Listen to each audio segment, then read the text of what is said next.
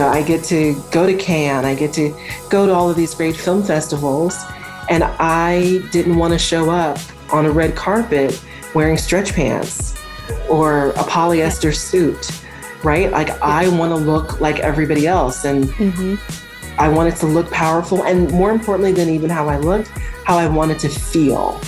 That's Tracy Christian, and this is the Powerful Ladies Podcast.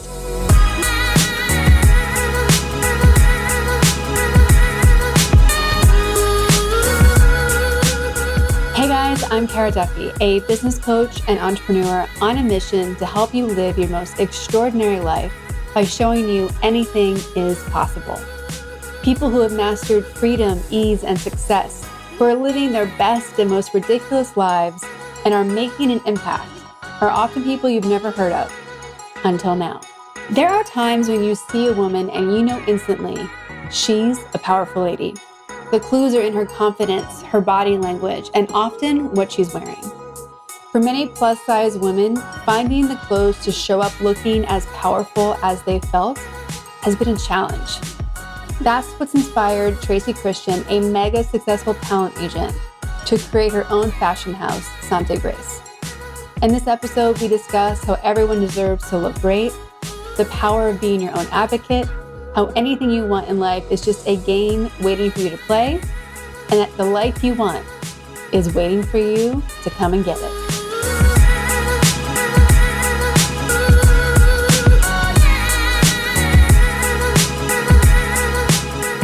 Tracy, I'm very excited to talk to you today. Welcome to the Powerful Ladies Podcast. Hello, thank you for having me. Let's jump right in and tell everyone your name, where you are in the world, and what you're up to. My name is Tracy Christian. I'm in Los Angeles, California. And although it says it's only 85 degrees, why does it feel like it's 185? It really does today. It's hot as HE double hockey sticks today. I'm glad I'm not the only one. No, and I keep, getting news updates on my phone about how the rest of the country and the world is hanging out at like a cool 110 today. And I'm like, I cannot imagine if this is what 85 feels like today. I cannot imagine what 110 feels like in other parts of the world. Yeah, there's something about the quality of the heat that has changed, And I don't know enough about global warming and thermodynamics or whatever, but definitely something is different in the last 20 years. But that's something for another podcast. Get a powerful woman who understands whatever that the science would be. Well, you are here today because my sister Jordan got to meet you in person. And she was like, you have to talk to this amazing woman. She's a powerful lady. She's great. Her brand's great. So what is your brand and what makes it so special? Are you talking about my brand, Sante Grace? Yes, I am. Oh. I mean, Sante Grace, where do I even start? Like, it's about emancipating women. And I know, like, we hear that all, we've been locked up and tied down so long that there are a lot of different brands that say that. But, my experience growing up as a bigger person, but I was always taller than everyone. I developed before everyone. Also, where I grew up, I was often the only person of color and always being someone who was different. And one of the ways that it manifests in my life was, I just wanted to look like everybody else. I just wanted to have the same experiences as everyone else. But you can't when you're, in sixth grade and you're 5'7", and you can't, or, at least now you don't have the same experience as everyone when you are a size 26. And I just wanted to end the crying in the fitting room. Yeah. I wanted, in the same way that my friends who are size 4 or 6, they look in Vogue magazine and they're like, oh my gosh, that's beautiful. Or, they see a film and the bride is beautiful and they get to look like that. People who are my size historically have not. And I said, I have money, I can solve that. Yeah. That's what my brand is about. Well, yeah, and you declare it as a accessible luxury brand, plus size Yeah. clothing. Yeah. And, I think having accessible and luxury next to each other is not something that's often seen. So, what do those two words mean to you? Well, look, accessible luxury. Ultimately, for me, luxury means being able to have what you want, Mm-hmm. right? Yeah. Not what's available, not what people advise you should have or whatever. It's being able to have and look the way you want. And that's the option that we, go to women and we say, this is not going to be the place where, you have yet another polo shirt. This is a place of fantasy and whim. Like if we do a polo shirt, it's going to be made out of cashmere. When we do, a wrap skirt, which is a very simple design, it's made out of, fine linen. It's a place of kind of whimsy. So we keep the price point accessible. And it's accessible because it's also on social media. Mm-hmm. It's not some rarefied world where only a handful of people have access to the brand or even know that it exists. Mm-hmm. So as much as luxury can be, we're kind of populist. We're saying everybody come in, everyone enjoy. And in the same way that we want great things for our friends and family, the ultimate way that you emancipate yourself and you take care of yourself, love yourself, right? Every day that you walk outside, love the way you look. Mm-hmm.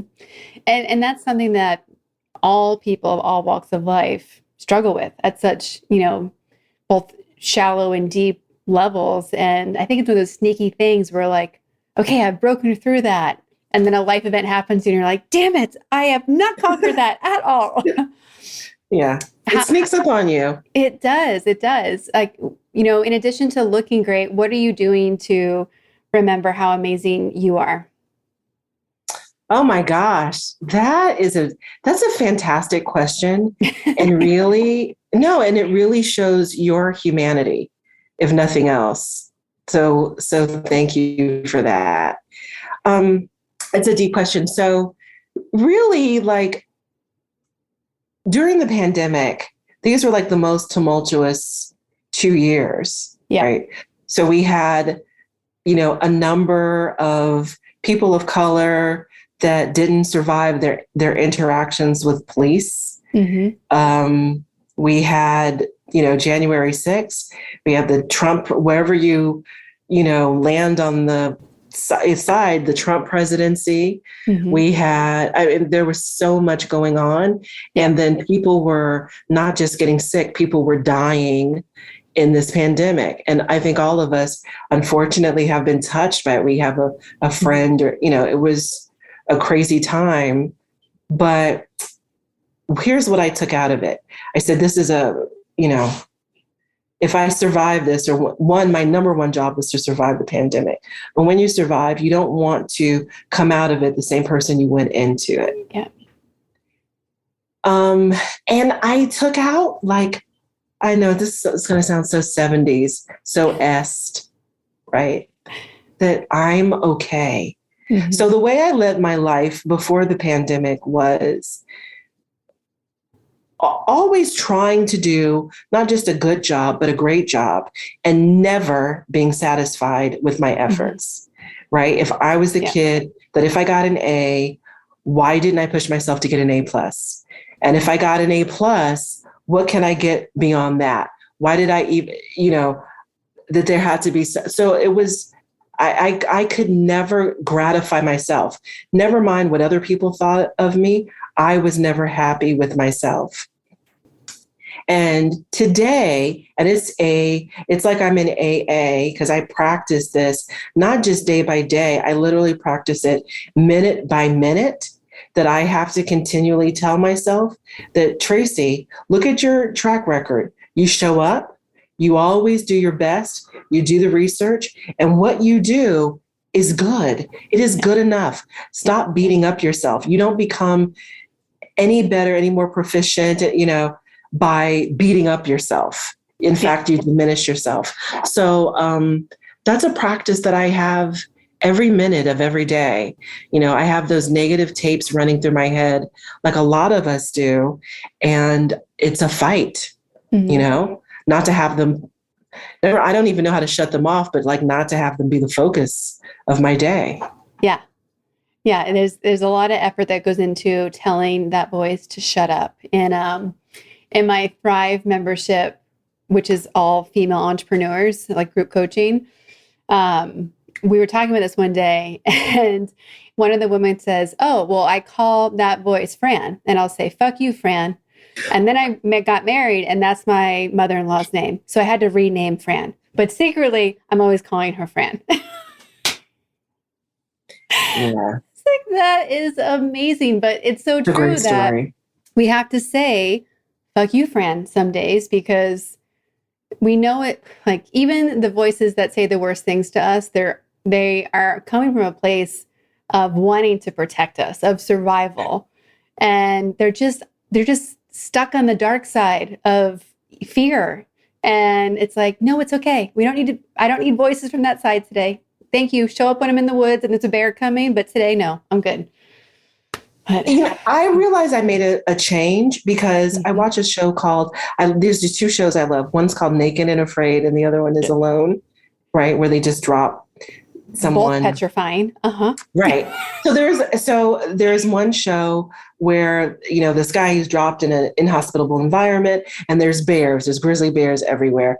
And he's trying to avoid the grizzly bears, obviously, and not let the grizzly bears eat his food. And I said, hunt the grizzly. Why aren't you hunting the grizzly? And I was like, oh yeah, that's such a Tracy thing to say. That's such a Tracy thing. Just become the alpha.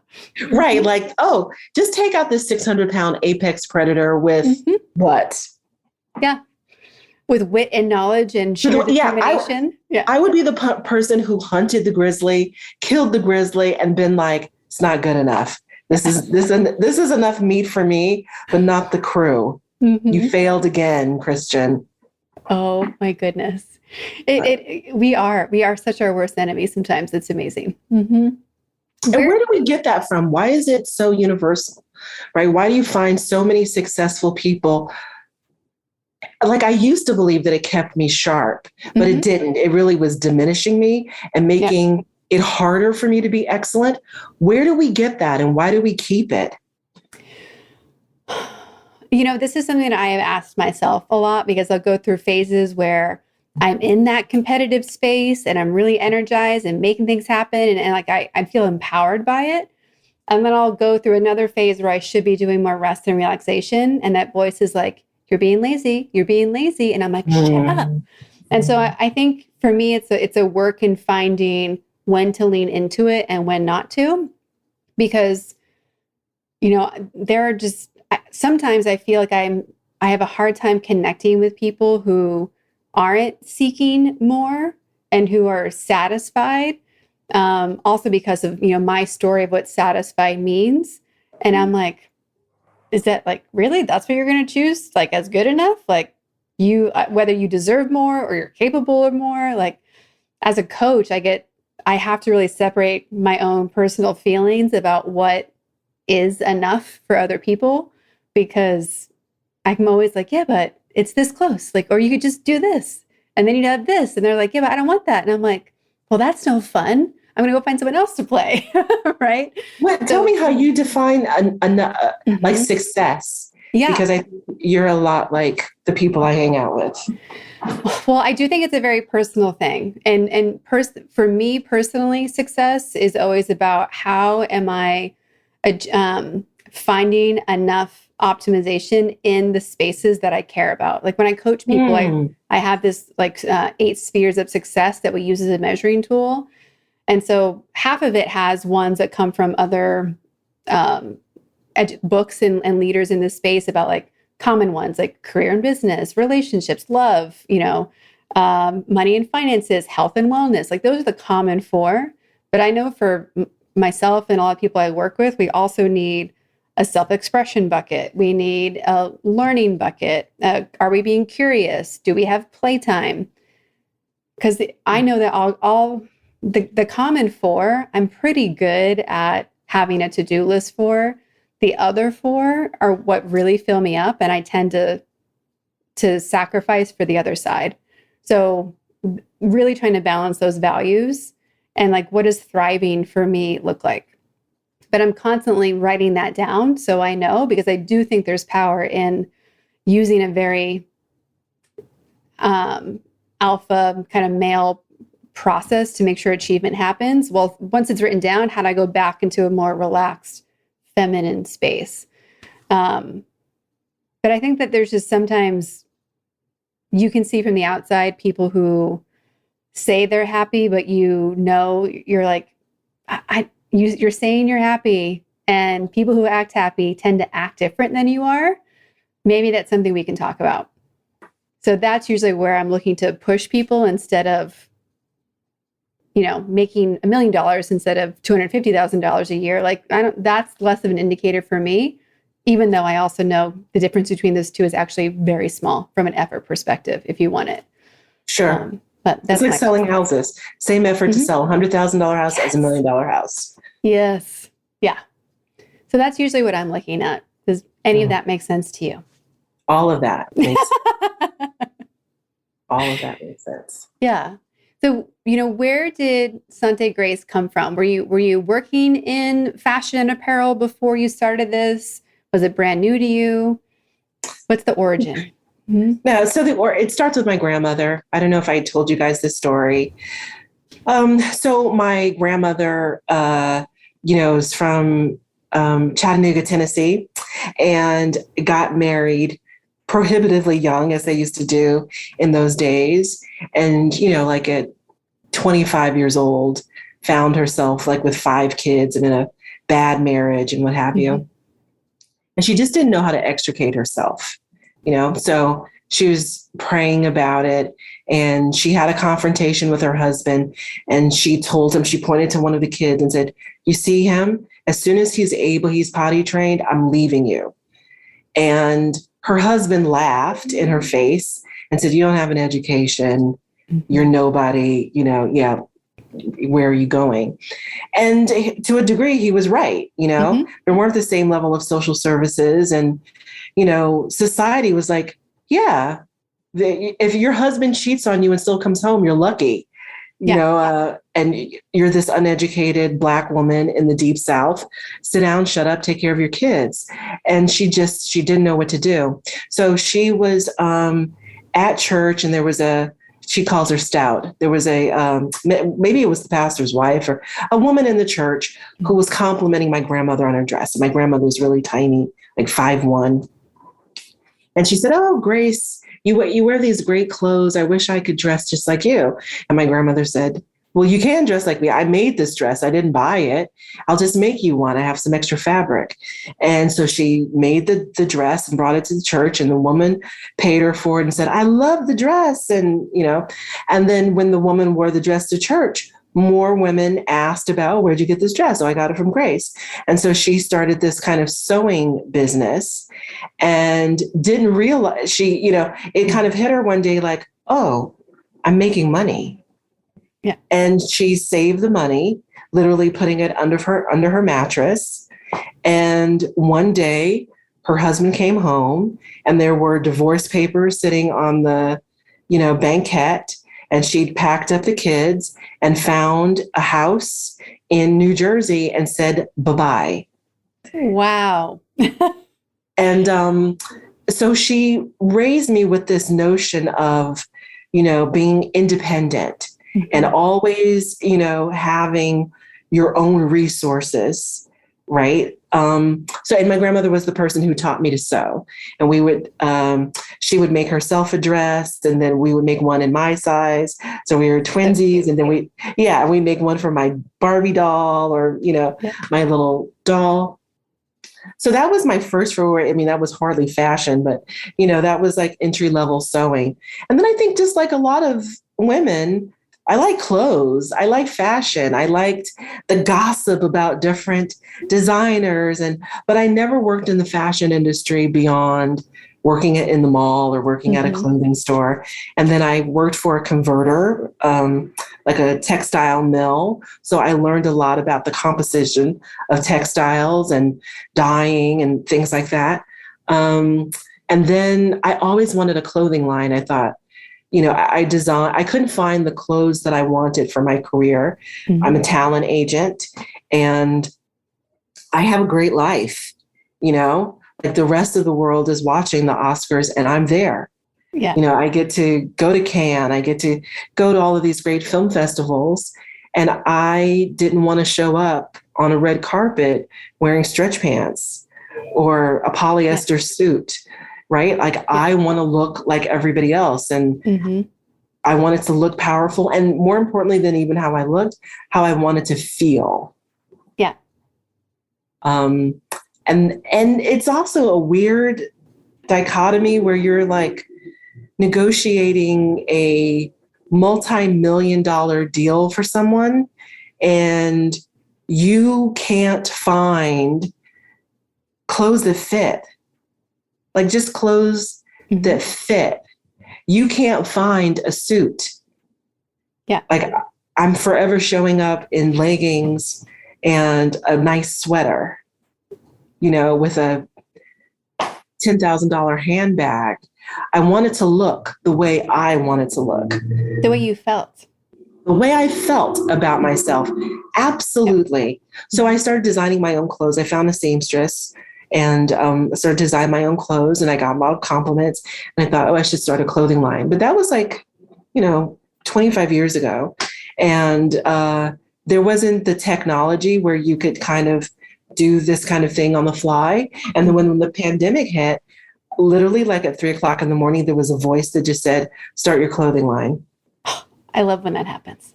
I love, right? So Parsons was online. So I got into Parsons and I started attending Parsons online at the same time, starting a clothing line and developing a collection. Yeah. That's the truth of it. No, but I love it. I mean, there's the fact that the fashion industry has been around since humans started putting anything on their body. And it really isn't an industry that works the way that it should. Any woman who buys clothes off the rack, it is a miracle if it fits you the way it should. Like, having a tailor in your back pocket for women who don't, I'm like, get one, get one, get one, get one. Clothing is about humiliation, even if you're a size 4. Yeah. Right? No, literally, like in my business, I won't name the names, but I've represented some beautiful women who, to us all, you look at them and you're like, they have a beautiful figure. Yeah. Right? They're doing Pilates every day. And, my job is to say like, okay, wear a padded bra when you go to this meeting with Leo. Mm-hmm. And they're like, what? I graduated from TIT. It's not about that. The character has to, like, nobody's body is perfect. Nobody's body is perfect. And when you walk into, in the old days, Barney's, Saks Fifth Avenue, the designers let you know that. These male designers, they have something in their mind, and that's what they design. And generally, you don't look good in it or fit it without some zhuzhing. Yeah. And I think that's part that we don't talk about the zhuzhing enough, like women to women, we don't. Because, I'm not from California, but I've lived in Orange County 6 years now, and California for 10. And moving to California, Southern California, I had gone out to dinner with a cousin who's really like my dad's cousin and his, at the time, wife, who was very much you would expect from a stereotypical Orange County wealthy woman. Like had work done, was petite, like knew all the things. And she's like, we're going to have to give you a California makeover, guy. And I was like, what? She's like, well, filler, Botox. Yeah. I was like, part of me was like tempted to be like, okay, what's on that list? But I was just like, I'm good. But it's so interesting to know that no matter where you are in the world, there are these things that women are doing that are allowing them to look great, whether it's, just simple things like wearing sunscreen and going to bed early, to you're like, wait, how old are you? How did you make that happen? It's Thanks. Like, yeah, and nobody, exactly. Right. Nobody tells men like you need your full 8 hours or use salicylic acid or, right. They get to just show up in the world. Look, and I'm sure they have their thing too a bit, but they get to just show up in the world. Yeah.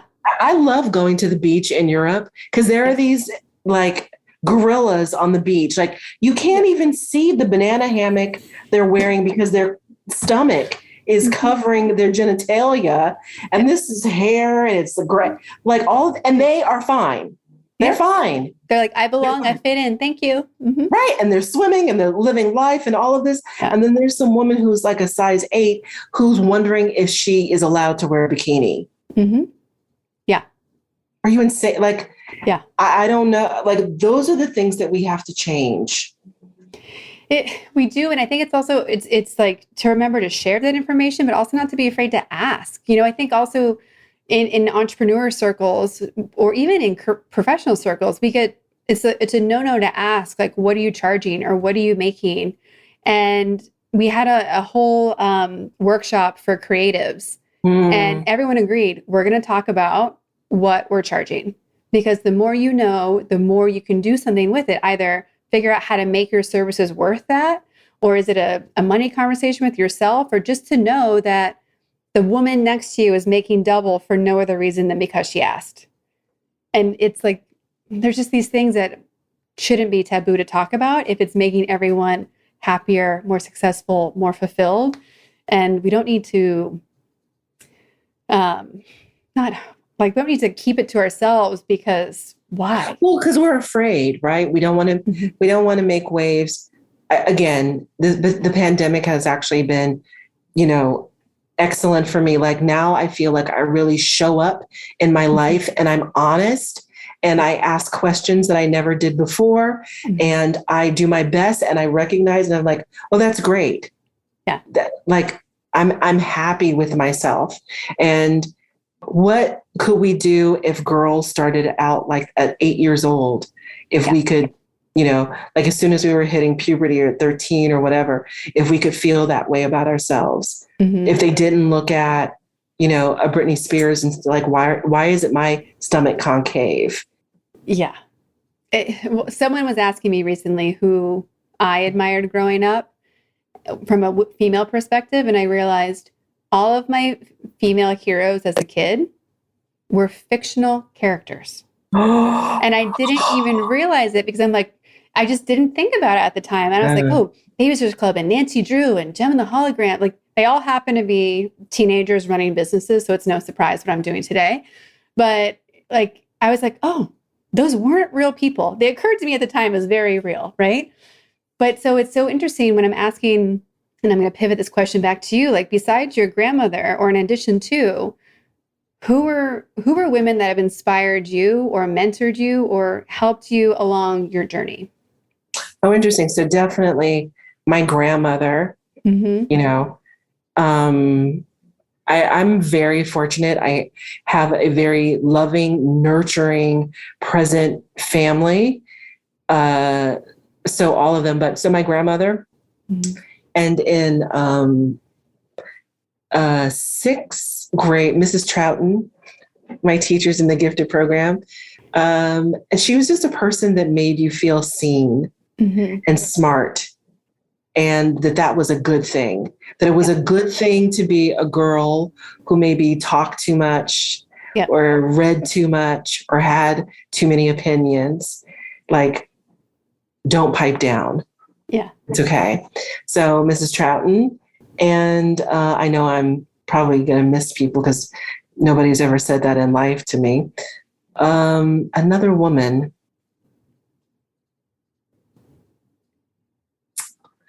I don't know, my mom, I don't know, but my grandmother really stands out because life, what's that movie, A Beautiful Life? Yeah, that's you remember many years ago won an Oscar? And the reality was they were in a concentration camp and, probably going to be killed, right? but the narrative that character created for his son, like that they found joy wherever they were. And my grandmother was that kind of person. So I never realized, it wasn't until I was an adult that I realized, like, oh, she didn't have much of an education, or she somehow put people through college and bought a house by being a bathroom attendant, like the lowest of the low. That doesn't sound good for me to say, but, not a fancy job at all. And just always was a person like so full of hope and joy and love. Yeah. And that just takes so much character. How did you become a talent agent? It's kind of a dirty story. Well, now you have to tell it when you start that way. Kind of a dirty story. So I was a groupie. Mm-hmm. And when I came home from being on tour, I'd exhausted my college trust fund and couldn't move home. So I had to support myself and I had to finish school. So I started like a really schlocky modeling agency to put myself through school. But we made money. I made money. And I went to a fairly expensive college and paid for everything and supported myself. And one day I was speaking to a guy named John Singleton, who went on to become, a really well-known director, and my friend Joseph Doherty, who's an acclaimed writer. And I said to them, like, what do you guys think I should do for a living? Like, this modeling thing is not for me. I feel like one step removed from being a pimp. Like, as soon as I finish school, I'm out of this. And John said, yeah, you should either be a madam or an agent. Because they're all just 1 degree away. Yeah. Just same job, right? So I didn't want to go to jail. So I let him set me up at a meeting of his agency. And in my mind, agents were it was like the Ari Gold character in Entourage. And funny, I ended up representing Jeremy Piven for a number of years. But that's what being an agent was. And I didn't look like that at all. I had blue hair and I was black and I, like this rocker chick. But when I went on the interview and I heard what the agent had to say, something struck a chord. And, I got a job in the industry, and I can remember my first week there. When you have a position, you're like, I love this. Yeah. It fit. Yeah. It fit. Somehow instinctually, I knew what to do, where to go. And then, I have a very strong work ethic. So I read every book that I could get my hands on, fictional and nonfiction, about the industry. I was the person, I think I was making $400 a week, and still I, was going out to lunch every day with people, and I would just cold call. Like, I'd read an article, someone would be interviewing Ron Meyer, who was the head of was he still an agent at CAA, or was he at NBC then? I can't remember. And he would say like, oh yeah, I want to be supportive of young people. And I would just cold call him. Hey, let's go to lunch. I'll take you to the Ivy. And he's like, who's this person? Don't worry about who I am. I'll spend my whole paycheck. No big deal. Let's do it. Yeah. And I would, like, my credit was horrible then, because I just invested everything in yourself. Yeah. I put it all on the table, and it paid off. That's how I became an agent. I love that.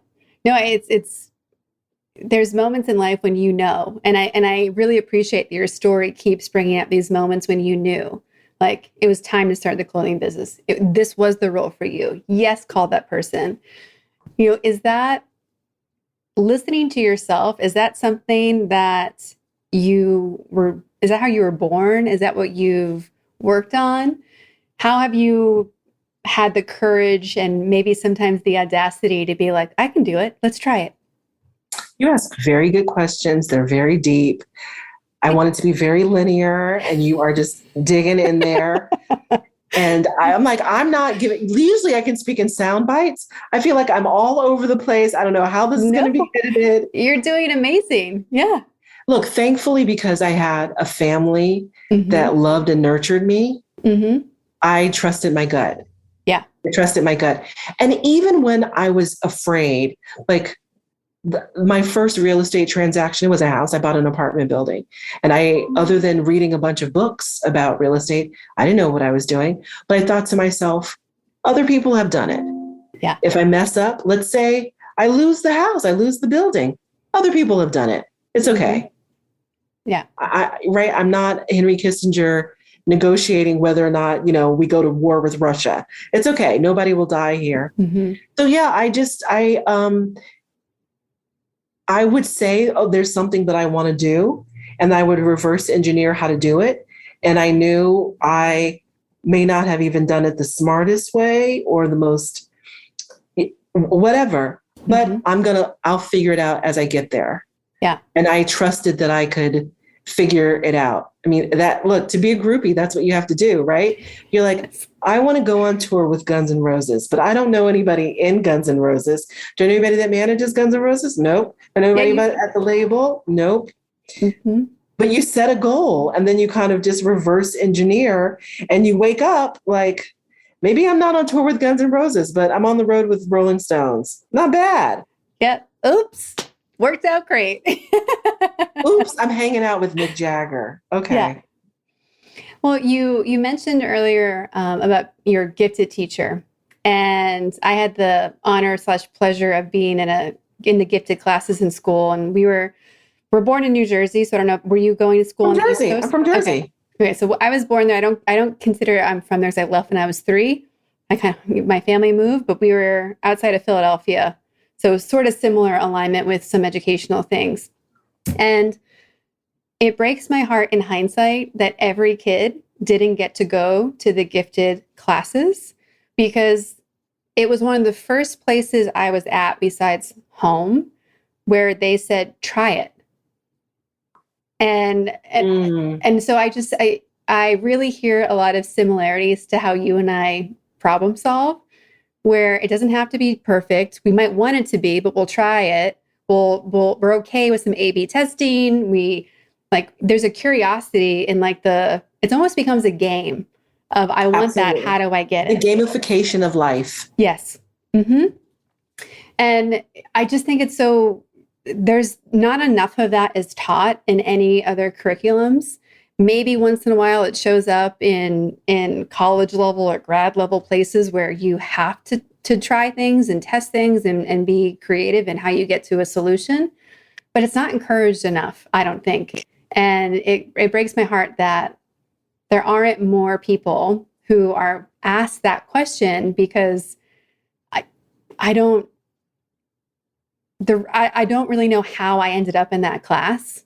I do from a why, what the steps were, but I don't even know if everyone else was tested. I don't even know if because it wasn't like a standardized test that got me in there. It was someone saying, maybe that person. Wow. So I think there's just such a missing in education, because look at what opening that question has done for people like you and I. We don't even realize how ingrained it is into who we are. Look, I got in San Francisco, we called it the GATE program, gifted and talented and whatever. Yeah. And my mom had to fight to get me an opportunity to test. Yeah. So when I was in New Jersey, I went to parochial school. So of course I was a little ahead when I got to San Francisco and went to public school. And so I finished my work and started talking. So the teacher, to shut me up, to keep me busy, she had me running errands around the school for her and making coffee, which, I love being teacher's pet. So one day I went home and I told my mom how I was making coffee for the teacher. And my mom's like, what? So she goes to school and she's talking hey, should we have Tracy skip a grade? Or, what should we do? And the teacher said to her, she's not any smarter than literally said, she's not gifted. She's not smarter than anybody. She just reads faster than everyone. And my mom said, okay, you're the expert, but maybe we can have her test for this program. If she fails the test, no big deal. She passes it, And the teacher said no. And so frustrating. And I will always, my mom is unstoppable. she's one of those tiger moms. My mom went to the Board of Education and demanded that I be allowed to take this test. Yeah. I took the test, I passed, and, then was in the gifted program. And then they had to just deal with all my anxiety. But the self-advocacy is, I think, that other piece. And, I'm so fascinated by how people became outliers, how people became exceptional. Malcolm Gladwell has that book, and it touches on it briefly, but there's so many choices people make every day to move them into a space that maybe they wouldn't have belonged or didn't belong. And sheer determination, of course, is one of them, right? But that the self-advocacy place and having other people doing it for you before you can do it for yourself, it's the original. If you don't ask, you can't get. That people get what you negotiate, not what you deserve. Mm-hmm. And look, and when my mom was going through that process, I was a little kid, but I wasn't supportive of her. I wanted to this is Mrs. Whatever, leave her alone. Don't. Yeah. But once I got into the program, that was the first time that I saw, the establishment or the administration, they're not always right. Mm-hmm. Right? Just because it's there in black and white doesn't mean that it's correct. Yeah. And, that opened up a whole world for me. I always felt free. Like once I identified something that was interesting to me or something that I was curious about, it seemed very natural to follow it. Like, as a teenager, I'm curious about this band. I think this guy is cute. It's not enough for me to play the album because we had albums then. I want to know more. Yeah. Right. I want to be as special to them as they are to me. How do I make that happen? Mm-hmm. And then I would just do it. Yeah. I will often ask people if 8-year-old you would imagine that this is your life.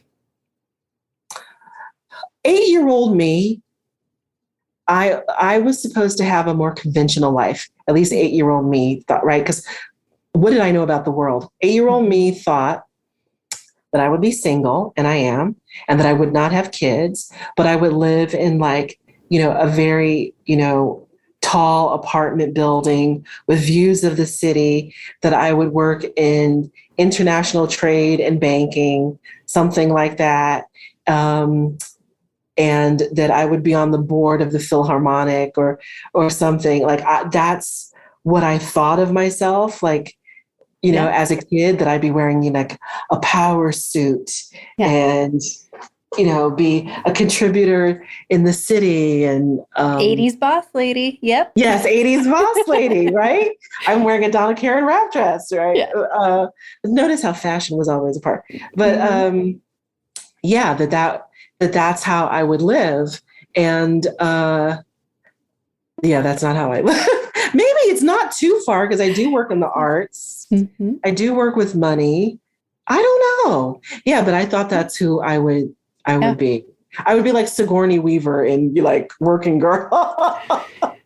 When I'm sick, I'll ask you what your movie is. When I'm sick, I always end up watching Baby Boom. And I always think about her as the quintessential 80s powerful lady who gets the curveball. And I just I adore that movie. So when you're sick, what's a movie that you watch? Okay.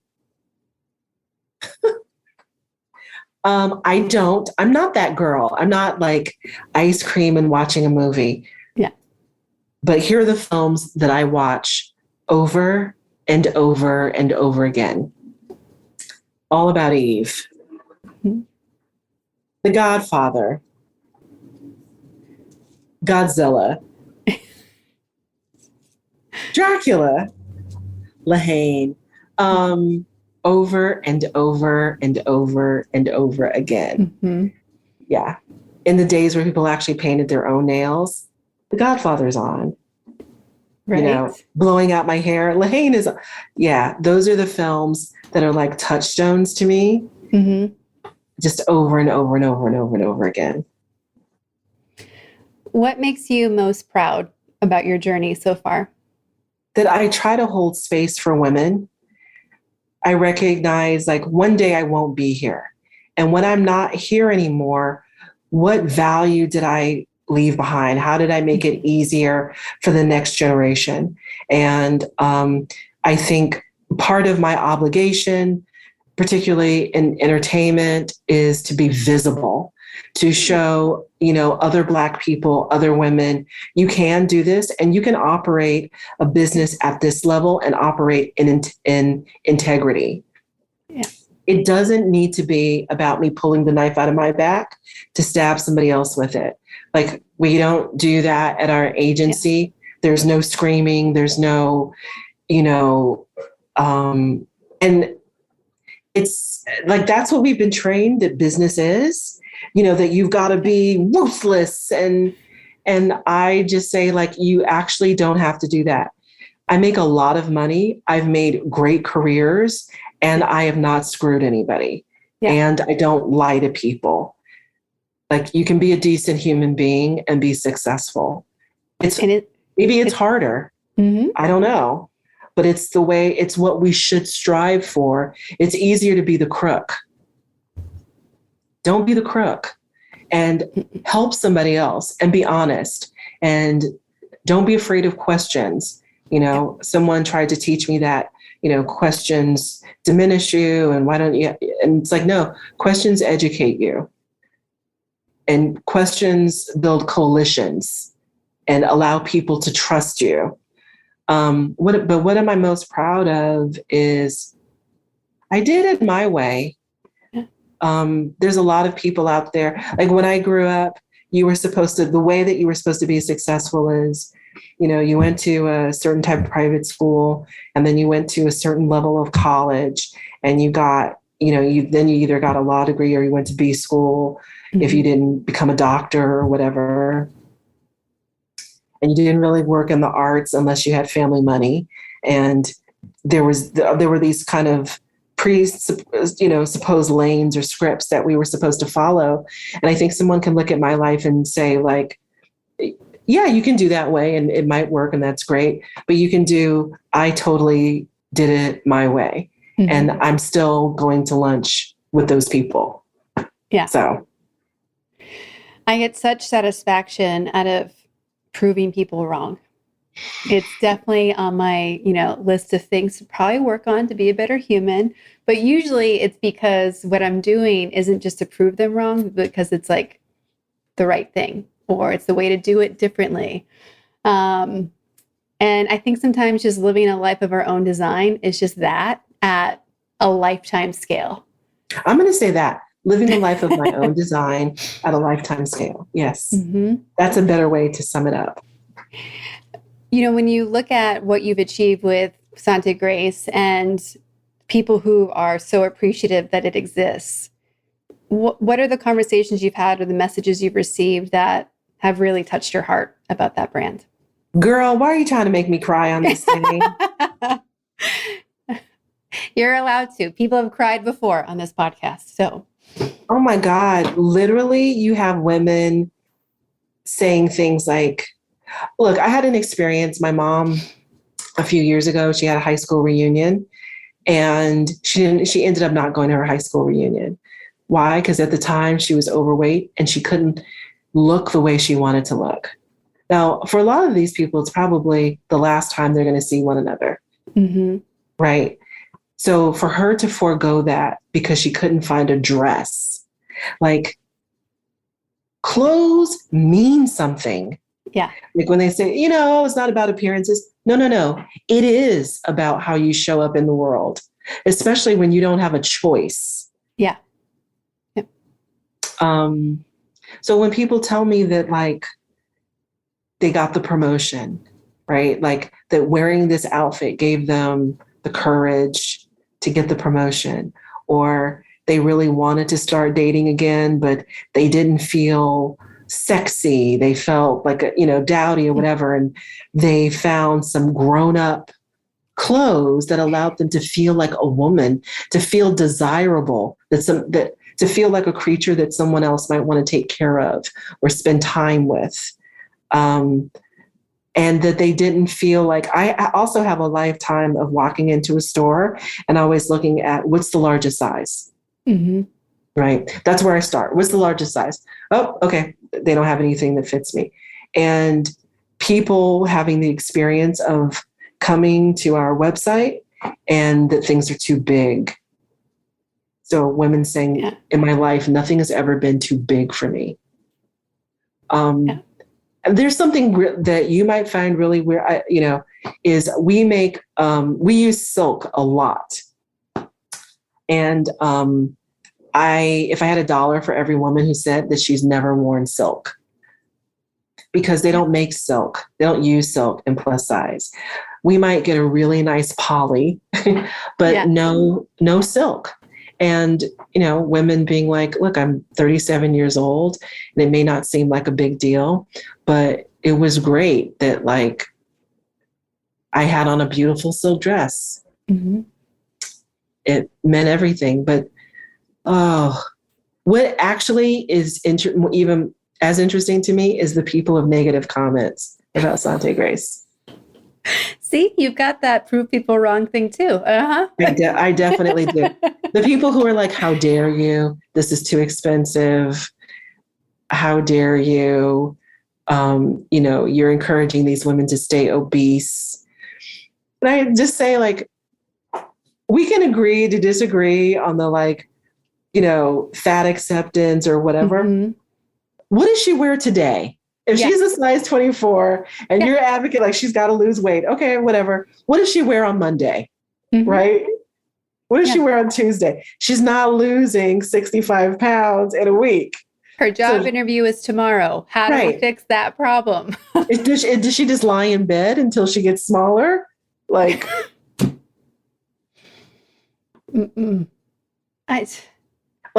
the people are really angry about clothes. I get emails, messages all the time. We have a caftan that's $400, $395. It's 100% Italian silk, whatever. I get so many emails about that damn caftan. Why is this so expensive? This is ridiculous that you think these, fat people make less than skinny people, that you would charge this. Yes. Everything. I'm like, why do you care? Let's say nobody buys it. Why do you care? Well, and even if we just do a price to price comparison, you can buy a TV or you can buy this. You choose. I say all the time, you can buy a Honda. You can buy a Mercedes. They both do the same thing, right? They both do the same thing. Does anybody care which vehicle you're in? No, just you. And I mean, I've seen statistics about how, at the C-suite level, people who are taller, people who are married, people who are in better shape make more money. Yes. But I haven't seen that statistic at lower management levels. And if that really was an argument and there are statistics to support it, then maybe they didn't get the higher paying job because they weren't dressed for it. Well, there are some statistics that talk about after a certain size, your ability to rise in the ranks is diminished, right? The only thing that directly counters that is, are you speaking the same language as your boss's boss? The language of appearance. Like, do you have a Cartier love bracelet? Are you carrying a Louis Vuitton Never Full? Are you? And it's because we, as human beings, we build tribes. And when we promote people, we want to see that they are communicating in the language of our tribe, right? So if I'm wearing some fast fashion leggings, if I don't look like the tribe, I got to work 5 times as hard to convince them I can actually do this thing. So, I remember my dad told me this thing, when I was a kid. He said, don't dress for the job you have, just dress for the job that you want. right? And there's that all of that 70s and 80s and even 90s think about dress for your boss's boss. And I think if people want to do that, accessible luxury is the way to do it. But even more importantly, I really just want women to feel good in their clothes and to be able to show up in the world in the way they want to. You know, so all of our clothes are so personal to me because a lot of them are just my fantasy clothes that I always wanted to wear. Yeah. Jen Wilder, who owns the Plus Bus, where I think we met, she was my first product manager. And, you know, we were working on things. And she says to me one day, are we going to have any blouses? Are there going to be any tops in this line? And I said, I don't know. They could just wear a t-shirt. And why? Because I'm a tall person. So all my life, I've had trouble finding pants. Right. Yeah. So I was like, and then we're going to have these type of trousers and this jacket and the sleeves are going to be like this. I don't have a problem finding tops. So I wasn't designing tops. I was like, you can get tops anywhere. Go to Saks, you can get tops anywhere. But I had like, 10 patterns for different pants. Yeah. But not anymore. Now we have a more realized line. Well, and it's, I worked in product for 20 years and it's like one of those things where you start and then you're like, oh, and we can add this and we can add this. And the hardest part of running a brand is the SKU creep and like, okay, we gotta rein it back in because I know Pareto's curve, even though we love it, we got to hold on. Like it's what ends up on the drop floor is like the hardest, most crushing part of getting the power to create things that you want because you want it all. It all had a reason. Don't even say it like you're the ghost of Christmas past. I never want to drop anything. I'll develop it. Yeah. And then I like cost it out. And it's like, okay, we can't do that just yet. And I'm like, I don't care. Oh my God. My mom, I have a video of my mom asking me where her furs are. And I'm like, because I wanted to have fur in the line. So I went to my aunt who wasn't paying attention and to my mom, and I took their furs and reworked them so that we could offer fur in the line. I'm bad. Yeah, well, and there's so many things that intersect within fashion all the time.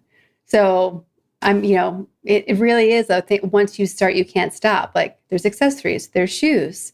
It's like, oh, I want resort wear. I'm going to con. What can I wear in con? And it just, I want like them to have a clothes orgasm. I want a woman to step into Sante Grace and be like, okay, so for the staff meeting, I'm wearing this. Bam, take that accounting. And then, when I see my ex, because we've got to go to, I want to be like, bam, not even a boob job. These are real. I want people to have, we all have some favorite outfits that when we put it on, we know we're like, yeah. Right. And I said, I want to have a closet full of those outfits, not just one or two, a closet filled. And then I talked to my girlfriends and said, like, what makes you feel that way? What makes you feel like you're getting the raise? And then that's what we created. I did a video recently where I was asking, everyone, whoever was listening, all 5 people, when do you ever skip working out because you look cute that day? And it's not that you have to go for drinks, the outfit does. Does anyone else do this? Because I did it a few weeks ago. I was like, no, the outfit has to go out. Like, I don't need a drink, but it'd be a shame if this outfit never left my house. Mm-hmm. Oh, I do that with makeup. Yeah. Myself and my client, Mona, if we get our makeup done and lashes and everything, it's like, it's disgusting. Like, how do we keep this makeup look? And how many people can see that we got to go out to drinks? Yeah. We got to I can't just do whatever event we're made up to do. Yeah. No. We got to be all over LA. The windows got to be rolled down. People got to see. Look at the look. Yeah. This is not every day. We got to go. This is not every day. Look. Mm-hmm. There's no freckles. There's no, right. There's like, yeah. I never know. My favorite workout and the only workout I do, other than walking up and down my stairs, is Pilates, which I am obsessed with, and I'm horrible at. Do you do reformer or mat Pilates? Both. Both, girl. Tracy is on the Cadillac. I do floor work. I love it. And I'm like competitive. Look, come on now. This is the real me. Right? And I'm competitive. And my instructor's always like, who are you competing with? Like, me yesterday, me tomorrow, me in 2 weeks. Yes. Yes. How many reps I'm able to do, how quickly I'm able to get through the routine. She's like, Pilates is not about that. I'm like, I don't know, but I am. See, I challenge that. When people say that in yoga, I get it because it's about a practice and not about winning. But Pilates comes from the world of ballet. Which is so competitive. Yes. Yes. There's no Zen in Pilates. So nice try, instructors. No. Nice try. No. You wouldn't make a reformer if Zen was involved in that practice. Honey, first of all, it looks like a Middle Ages torture device. Yes. Mm-hmm.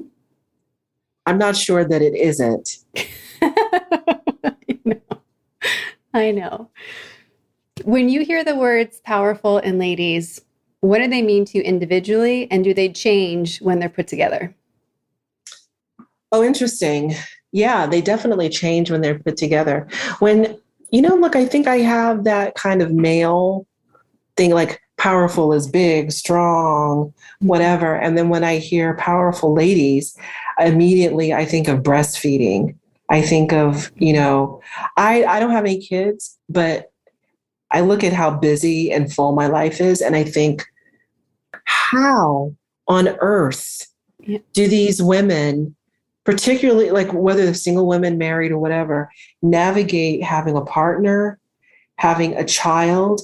And that's a physical, emotional, and spiritual void and financial void that you have to fill 24/7. 24/7. And then having your own desires for your life. I do not know how mothers do it. I don't know how they do it. And that seems so powerful to me. I think like, if you can be a mother and turn out a successful child, you can work for me any day of the week. Negotiating a $5 million deal is nothing compared to, getting a 7-year-old in the right school and doing homework each night. Let alone making them eat vegetables. Yeah. And you making the vegetables, right? That you bought them and then you actually made them. They didn't just go bad in your refrigerator. And then you convinced, like, that's like, I'm not BSing, like, that's the alchemy. That's the. Yeah. I thought like I learned the secret code of how to be successful when I went to a friend's house for our client's house for a coaching session, and her housekeeper was there and she was chopping vegetables. So they were all pre-cut. I'm like, wait, you can delegate that task? No one told me about delegating this task. That is instantly going on the list. And she's like, yeah, it's how I stay so healthy. It's already pre-chopped. I'm like, okay, more people need to know about this. Going back to what we were saying before, like the secret code of women, like that needs to be in the book, because the secret code of women and the sisterhood of women, right? Yes. So, like in the Black community, you always have, and probably other ethnic communities, you always have a bunch of aunties. Yeah. And, and I'm sure like when your mom is just at her wit's end, when she's about to pop your head off your neck, suddenly you're having a sleepover at auntie's house or, auntie will take you back to school shopping. But there's always this community of women supporting one another, or people that my mom would do laundry with or, go shopping with. And we really have to get back to that. Like, that's what we have to do in the workforce as well. These young women should not be operating on a silo. You should be, and whether you believe in and in the Bible, it literally says like the older women are supposed to teach the younger women. Like, you should have 3 or 4 homegirls who are at the same level at you, where you can let off steam. You should have 2 older mentors that are, giving you the story of their life constantly and helping you navigate. And you should be bringing up some little snot-nosed brat, right? Like that's how we move business forward. Mm-hmm. Not trusting the next woman. And no, they're going to fail you. These women are going to fail you. They might sleep with your boyfriend. They might not keep your secrets. They might not be there for you, but we're human and you have to extend grace to them. That's one of the things that the guys do that women are so challenged with. Mm-hmm. Like our girlfriends screw us over and we're like, oh, out. She's persona non grata. She's out. Mm-hmm. Right? Extend grace to that person. Think like, there for the grace of God go I. How would I want people to treat me? And then just do that. Don't loan people money, give people money. Right. And your time and all the things that way. Yeah. All the things.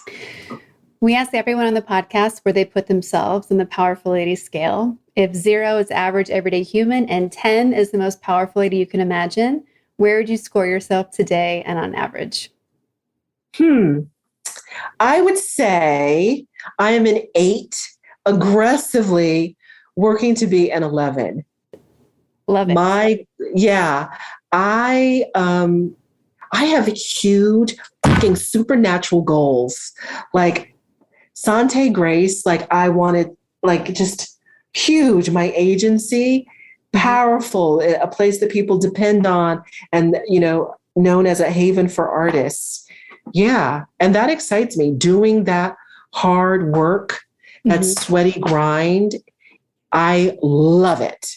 I love getting my clients there. I love getting myself there. Yeah. Describe for people who don't work in this space, what is it like to help create someone's dreams with them?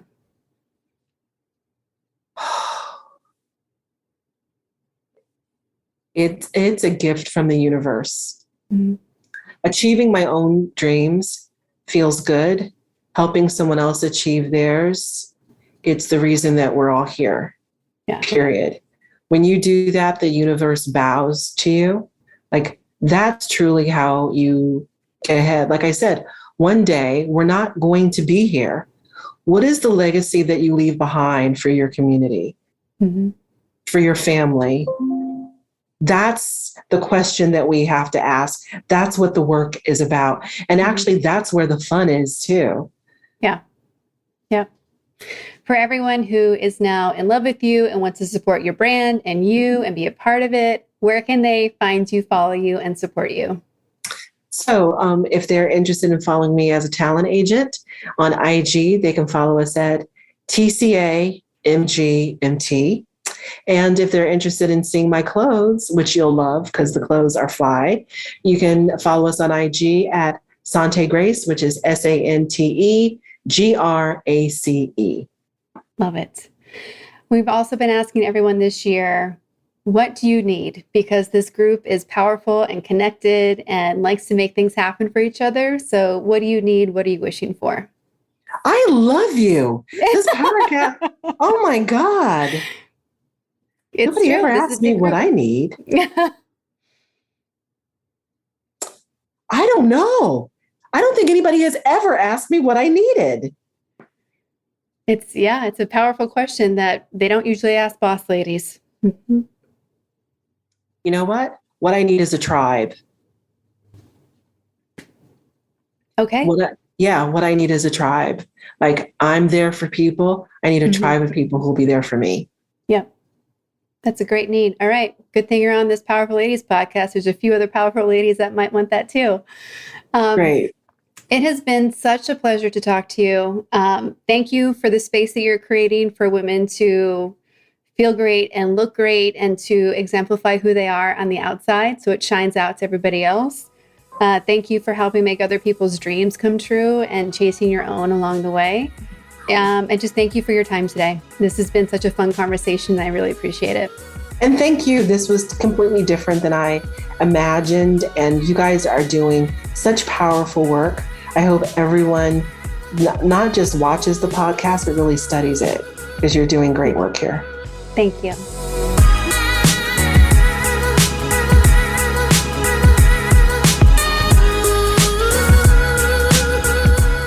All the links to connect with Tracy, TCA Management, and Sante Grace are in our show notes at thepowerfulladies.com.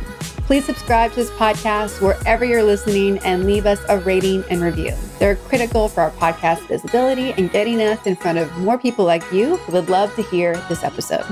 Come join us on Instagram at Powerful Ladies. And if you're looking to connect directly with me, visit karaduffy.com or Kara_Duffy on Instagram. I'll be back next week with a brand new episode and new amazing guest. Until then, I hope you're taking on being powerful in your life. Go be awesome and up to something you love.